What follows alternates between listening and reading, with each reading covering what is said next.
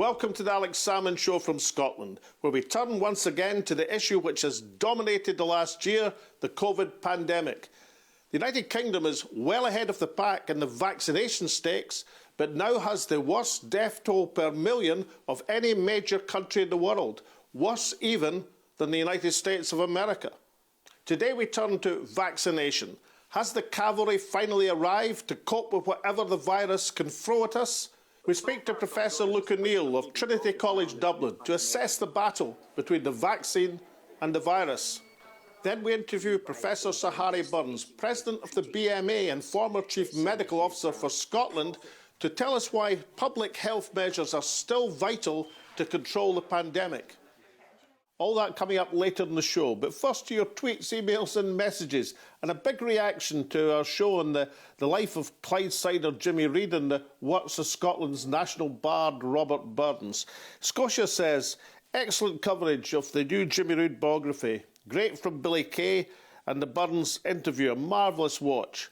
And then Glenn Miller says, nobody recites Burns as well as Billy Kay does. Perfection in reflection.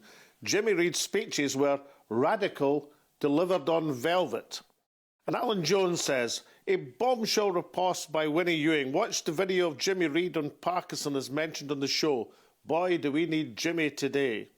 And Alison Norcross quotes Jimmy Reid from one of his most famous speeches. There'll be no hooliganism, there'll be no vandalism, there'll be no bevying, because the world is watching. Great man, says Alison, and she's referring to Jimmy Reid's speech to the Upper Clyde shipbuilders working. Very, very famous speech indeed. Jackie Blair says, this is brilliant, especially about Alec Douglas Hume. And what Jackie's referring to is the story told by Billy Kay in the programme of Winnie Ewing, the redoubtable Scottish nationalist, travelling to a Burns supper with Tory Prime Minister Alec Douglas Hume. And Alec Douglas Hume said to Winnie Ewing he was a Scottish nationalist in his heart, but a unionist in his head, and got the riposte from Winnie Ewing, aye, Alec, the hert's eye, the pert's eye, that makes us right or wrong, quoting the bard himself. And finally, John Cooper said, that's going to be a good read. He's referring to the new book on Jimmy Reid by Brian McGeechan, coming out in time for the 50th anniversary of the UCS working. He can't wait, says John. And now we turn to our topic of today's show, the topic that's dominated conversation across the planet over the last year, the pandemic, the coronavirus. Professor Luke O'Neill of Trinity College, Dublin, is a man who knows more about vaccines than most. Professor O'Neill, in your assessment, where are we with this struggle that's developing between the vaccines on the one hand and the virus on the other? Well, that's the big question, Alex, in a way. I mean, we're making great progress. Let's make no doubt about that. I mean, the rate of vaccination in the UK, for example, is spectacular, we see. And then Israel, every country is ramping up its vaccination campaign. And it is a battle with the virus for definite. So the most important thing now is speed, actually, to get the vaccine out as quickly as we can. Because the more vaccinations that happen, the less chance there is for these dreaded new variants to crop up that we're seeing more and more of, But so far, so good. It's just a question of keeping focus now on this huge vaccination campaign. And why is there such a difference between the vaccination rate across similar countries? I mean, the UK is about 12% of the population already vaccinated. Across the European Union, it's more like 2 or 3%. And some countries like Israel are roaring ahead and have vaccinated a third of their population already. Why such a difference between the rollout rate in various countries? We've got to give credit to Israel and the UK, Alex, on this one, because they really got their act together, And it is logistical. It's just simply a case of getting the supply in, getting the vaccine out, deploying people in centres, and the rate through which people go through centres. All this stuff is really important. And Israel got in early, got a big order in with Pfizer. Probably paid a premium, we think, is the rumour. Netanyahu himself did the negotiating. So talk about getting stuck in. And then they've got a great health service in Israel. There's 4 separate health regions. And they really got behind it. The UK similarly had a great tradition, of course, of science in this area. There was already a vaccine initiative that was going on even before COVID, you see. So again, that could be deployed to great effect. Now, the rest of Europe will catch up, I've no doubt. One issue was they were trying to coordinate things across the EU, and that may have slowed things down a bit. But now, for heaven's sake, as you would have seen in the past week, the focus on Brussels was massive, wasn't it? And the Germans were complaining, why aren't we doing better kind of thing. So I'm sure they'll all improve. We'll all catch up with each other eventually, is the prediction.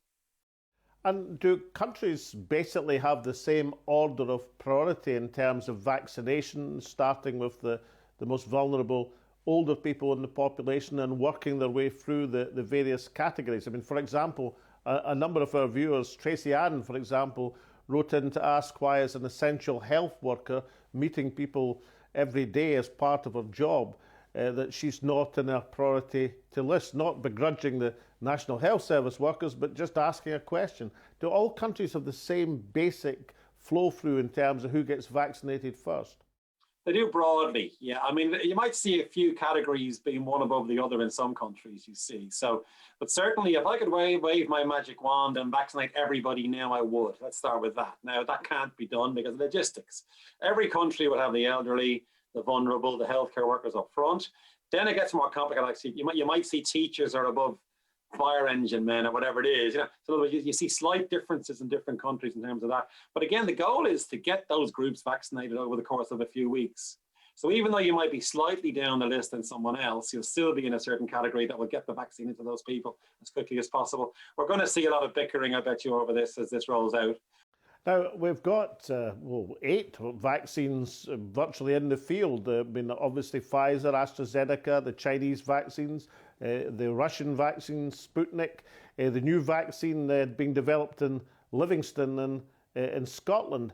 Are they all basically the same type of vaccine, or are some vaccines going to be more efficacious than others, for example, against the new variants of the virus? Yeah, it's a complicated science, of course, and us immunologists have worked on this for decades, I suppose, and there are different types of vaccines. There's 4 main types overall, even before COVID, or roughly 4 different types of vaccines.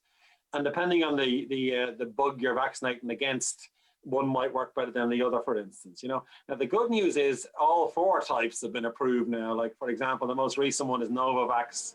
That's called a subunit vaccine. That's different to the RNA vaccine. So the reason why this is good is, you've got more shots on goal, basically, you see. And maybe one will work better than the other in the long run, kind of thing. But all these different vaccines are there now, incredibly. Now, you may see efficacy differences between them. You may see more effect in an older population. But for the moment, we must treat them as equivalent. We need to get as many people vaccinated as we can. Now, it is true that some of them, and for example, one of the Chinese ones, the Sinopharm one, that will probably work better against all the variants. Whereas, say, the Pfizer one mightn't work as well against one variant. And we may see slight differences here. Having said that, the vaccines that are there are working against variants. It's just they might be slightly efficacious than other ones. And one really important one in Europe is made by a company called Valneva. That one, you would predict, could work against multiple variants. So it's very much a work in progress. What amazes me, Alex, is you've never seen such an attention on one thing in your life, have you? Everybody's an expert now almost on different vaccines and how they might work and so on. But still, it's a work in progress comparing them, and it'll shake down eventually. And there'll be one that will dominate the market. And has science been caught by surprise by the variants in the virus? I mean, coronavirus is traditionally regarded as fairly slow to mutate, but now we have the Kent mutation, the South African variation, the Californian virus now. Is this a surprise to the science that this bug is proving so adaptable, or is it just a question of the scale in which it's affected the planet?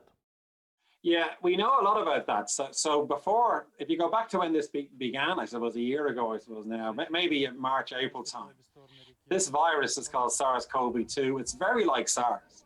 They're almost identical. They're like siblings, if you will. We knew SARS had a low mutation rate. And in fact, it's 1/10 of flu, for instance. It's 100th of HIV, which gives you an idea. HIV is very mutatable, you see, and so is flu. So we thought that this should be okay. 1/10 of flu is really good. That was a scientific fact. The trouble is, in the field, it's a different story. Once it's out and about, different pressures on different people, you begin to see these variants emerge. And it's a bit of a disappointment. We would have hoped this wouldn't be the case. We hoped it might take a year or two for variants to emerge. But the fact is, we now have at least 4 variants that look different, that may be more difficult to vaccinate against. We know about the Kent one, the B117, is more transmissible, and that's not good because that means more people get infected per unit time. So it's a bit of a work in progress. And now, of course, vigilance is key. Now that we know these variants are cropping up, we've got to keep a very close eye on that and watch for even more malign ones to emerge. And we can do that. The good news is, and the UK again leads the world on this genomics business of reading the virus very closely, you see. So now we know what to look for, basically. And now we keep a very close eye on it. And then the big question is, where are they coming from? Now, it turns out it's likely to be someone who's immunosuppressed, who gets infected, and the virus now grows in that person's body for a long time, over 3-4 months. And every time it divides, there's a risk of a new one, you see. So the longer it's in someone, the greater the risk is of it mutating, I suppose. So now that we're looking at it in the field, as it were, we're seeing pressures on the virus that we didn't necessarily anticipate early on that are giving rise to these new variants. So it's a really important question. It also means, Alex, we must vaccinate the world as quick as we can, because it'll be there in other countries, and it may well be giving rise to extra variants that come into Europe, you know, or whatever. So it really puts a sort of an urgency to the whole process. It was urgent already, but it's even more urgent now. Now, we've seen a low level of opposition to vaccination itself. Is there another danger that people, once vaccinated, don't realise that they are still, and others indeed, at risk? So is there an opposite danger that people might feel invulnerable once they're vaccinated and go back to normal life too quickly? It's a really important point, Alex. So we've got to have what's called vaccines plus, basically. Vaccines are another weapon to use in this phase of this pandemic, and they're a very powerful weapon. In fact, vaccines are the most powerful weapon we have. But we need to keep the other weapons up. Like, in other words, during a war, let's say you're winning, you don't cancel the Air Force, do you? You keep the Air Force with the ground troops, you know. So in other words, we've got to keep up with all the measures. I've been saying this recently in Ireland, you know, maybe an unfortunate analogy, but, you know, the American troops are still in Germany, and it's a long time after World War II, you know. So in other words, there will be caution. You know, we will be a bit anxious in the coming months, and we must maintain some kind of stringency, really, in the face of this. Now, the pandemic will at some point move to being endemic, and this virus will be endemic across the world. Will it still then pose dangers to the human race? Or will we have to be vaccinated every year against one variant of this virus or another? What we want, Alex, and this is hopefully going to happen, it'll become like the flu or a severe cold, okay? More down the flu end of the spectrum, because we know it's a bit more troublesome. And remember, 99% of people, their own immune system is very good at fighting this virus anyway, you see. And then now there are some of those 99% who get long-term symptoms. We do worry about long COVID as well, of course. But the fact is, for the vast majority, your immune system is great, fights the virus, you get over it. You may get reinfected, but you have a lot less severe disease, just like colds can reinfect and it's less severe. So that's the kind of way this virus is. Now, if you're protecting the vulnerable, just like flu, every winter, that's the main weapon. And then it goes endemic, and it's a mild disease in the vast majority of people. So one prediction we definitely have now is, beginning every winter, there'll be a set of vaccines for COVID-19 that will join the flu vaccine protocol, you know. And then the second thing is, we will vaccinate children, because then they're protected as they move into adulthood, you see. And that's a good thing to do as well, because now it becomes like an illness that's protectable in childhood beyond, you know. And those are the things that we're going to move towards, I think. So you're right, though. Every winter, there may be a new 2 or 3 strains. Like, most people don't realize the current winter flu, there's 4 separate strains in that flu vaccine. So we may end up with 3 or 4 strains being in the vaccine every winter, and that'll be workable. I think that's a reasonable enough prospect. And certainly it means that we have a way to carry on like we used to with an endemic virus. Professor Luke O'Neill from Dublin, many thanks indeed for joining me again on the Alex Salmond Show. Thank you, Alex. Now, join us after the break, where I'll be joined by Professor Sir Harry Burns, the President of the British Medical Association. Welcome back. I'm now joined by Professor Harry Burns, one of the world's greatest experts on public health. Sir Harry Burns, what's your assessment of the vaccine rollout across the UK thus far? Well, we've been very fortunate in getting a large quantity of vaccines very early on. I think that it has been very successful in as much as there have been a lot of people, GPs, volunteers and so on, ready to administer it. Earlier on in the year, I was asked to comment on how the vaccine might roll out, and what I suggested was a mixed economy of GPs doing it, as well as large-scale vaccination centres and so on. There's advantages in both, and I think we've got both. The one area that has been contentious is the fact that Scotland has decided that one shot should be given and the second shot delayed in order to have more people being vaccinated than with one shot than it would be possible to vaccinate if they were getting two shots. And that's caused some concern amongst healthcare workers who are exposed day and daily to risk. But I think the evidence is showing that delaying the second dose is not necessarily a problem. So I'm fairly relaxed with it as long as the second shot of vaccine does come eventually. That's going to be quite important, I think, for the future. And it's the success of the vaccine rollout thus far. Is that a sign of the strength of a national health service, of having a command health service where effectively you could get these things done? Yes. In Scotland, one of the great successes of the past few years has been the use of improvement science, the idea of collaborative change, where instead of having a boss at the top telling people what to do in terms of patient safety in our hospitals and improving child health and so on, we got frontline staff together and they came up with ideas which they tested and then implemented. And the team working element of the NHS in Scotland has been very, very powerful over the past few years.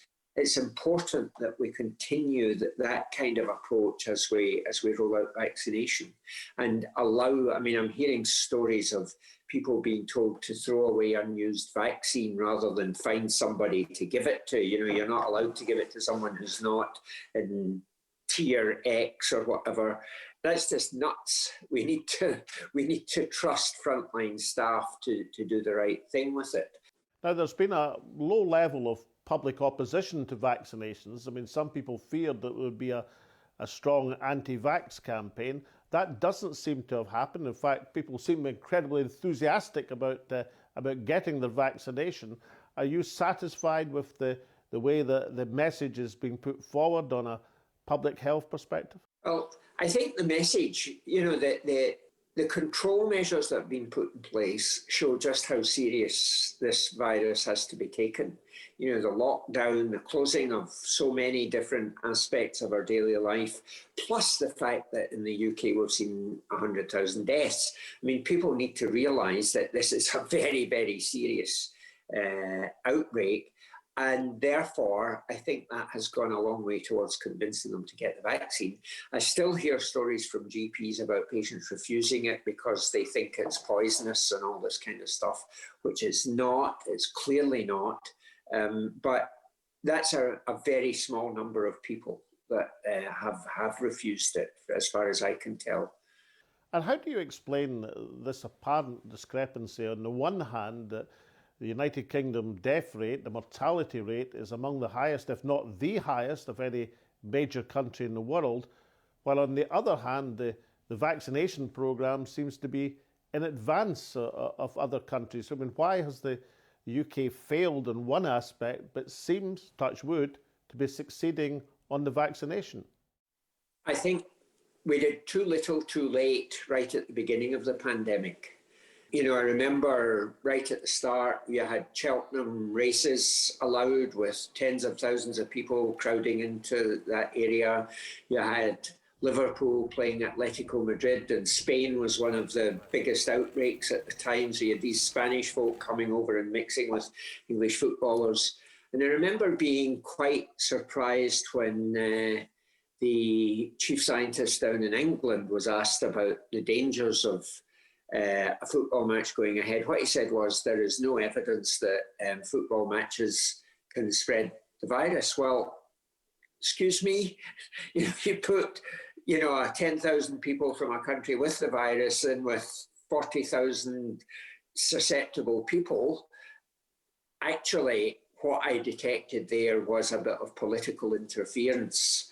They had obviously decided that it was more important to keep businesses open than to shut down, and England only shut down after Scotland announced it was going to shut down. We did too little, too late, and therefore it got a hold in our country. That I think is the main problem. And is there a danger now that once people are vaccinated, they'll think they're invulnerable and they can go back to normal life too quickly? Is that a danger to public health at the present moment, that the message of keeping up the guard against the virus might somehow be lost? Very, very much so. This idea that you get the shot in the arm and that's you invulnerable is just not going to happen. Not with one shot. The evidence is that for at least 2 weeks, 2 to 3 weeks, you are still susceptible to infection before the immunology is in place to protect you. But even after you've had the second shot, this emergence of different strains that will be slightly more aggressive, slightly less susceptible to the vaccine and what it's done to your immunology, we're going to have this virus around for some time. Hopefully, we will get it under control and suppressed enough. And hopefully, when just about everyone is vaccinated, if they get the virus, it won't damage them so much. But we still don't know if, having been vaccinated, you can carry the virus around with you and spread it to other people.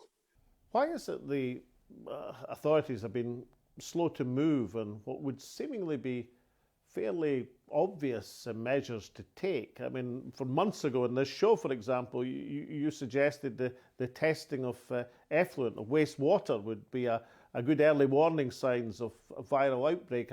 I read that was being considered just this week, or even face masks. I mean, why? Could you explain from a public health perspective why face masks are not compulsory everywhere? I think that especially the UK government has been too nervous about appearing to control things. They didn't want to be seen to be shutting down businesses. They didn't want to be seen. I remember being asked about face masks on a television interview. Oh, so we're all going to look like Chinese people walking around with face masks and so on. Matt Hancock said the evidence on face masks is weak. Well, no, it isn't weak. The evidence is very clear. The effect may be weak depending on how you're wearing them and so on. But, there was a definite lack of appreciation as to how severe this was going to turn out and just how important discipline was in terms of distancing and different protective measures. The social inequality aspects that have been highlighted by the virus in the post-pandemic world, when we emerge blinking back into the sunlight, will there be concentration on how the poor have suffered first and foremost from the impact of coronavirus? I think that might happen in Scotland. I don't get any sense that the Conservative government down south will spend too much time on that. But the fact is that we know that the circumstances in which people grow and are supported as they grow can determine a lot about their outcome, their health outcomes, more susceptible to different kinds of adversity and so on. And one of them is their stress responses.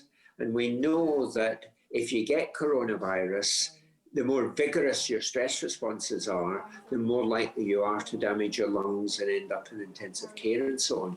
And that may in part explain the different susceptibility, the different mortality in poorer people. I really hope this focuses our attention on the biological consequences of socioeconomic inequality, and particularly the impact on children of poor families. Those children will grow up to be more susceptible to a whole range of problems in life, and we really need to get a grip of that going forward.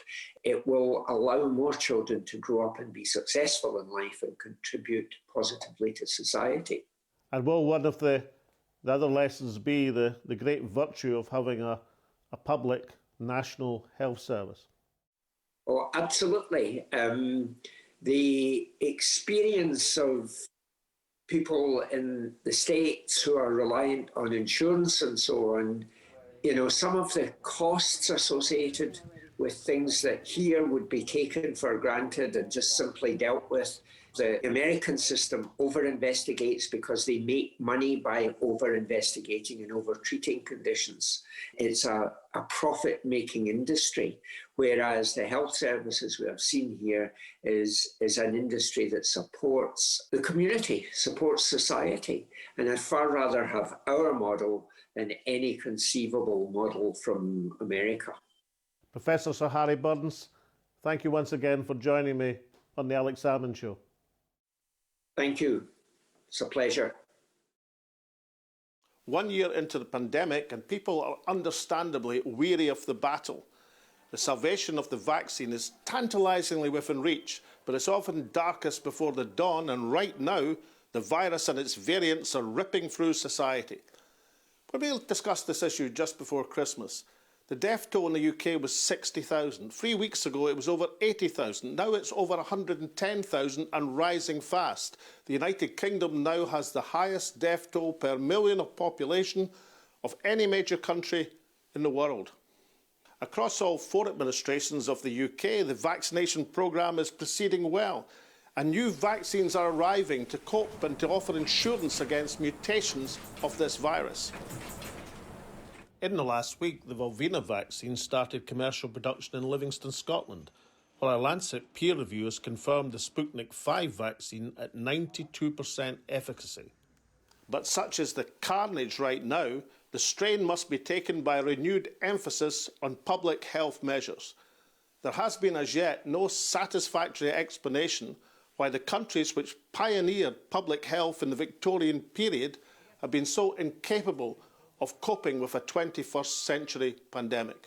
But for now, from me and everyone at the show, stay safe, and we'll see you again next week.